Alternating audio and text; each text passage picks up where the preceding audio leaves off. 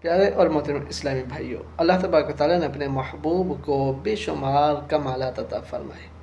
آپ کا جسم بھی بے مثال، آپ کے جسم اطہر سے خوشبو آیا کرتی، ایسی خوشبو کہ اگر کسی راستے سے گزر جاتے تو وہ راستہ بھی معطر ہو جاتا۔ مسند ابی اعلیٰ کی روایت ہے، حضرت سیدنا انس بن مالک رضی اللہ تعالیٰ عنہ سے روایت ہے، اللہ کے محبوب علیہ السلام جس راستے سے گزرتے اس راستے سے مشک کی خوشبو آنا شروع ہو جاتی۔ بعد میں کوئی وہاں سے آتا تو سمجھ جاتا کہ یہاں سے آج اللہ کے محبوب گزرے ہیں۔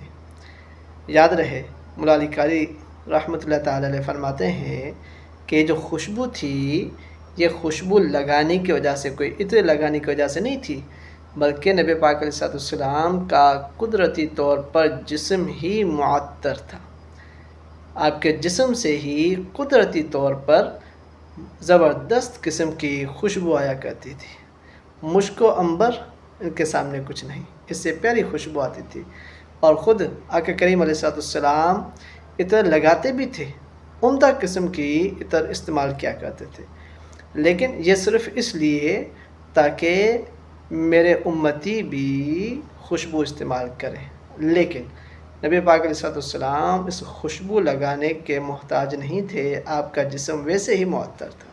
کسی نے کیا خوب فرمایا ہے کہ عرصہ ہوا طیبہ کی گلیوں سے وہ گزرے ہیں، اس وقت بھی گلیوں میں خوشبو ہے پسینے کی۔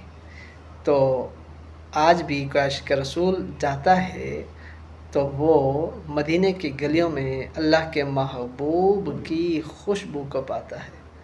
کیا بات ہے میرے آقا علیہ السلام کی۔ اللہ تعالی ہمیں نبی پاک علیہ السلام کے معطر جسم اطہر کے صدقے نور ایمان سے معطر فرمائے، عشق رسول سے ہمارے سینوں کو منور فرمائے۔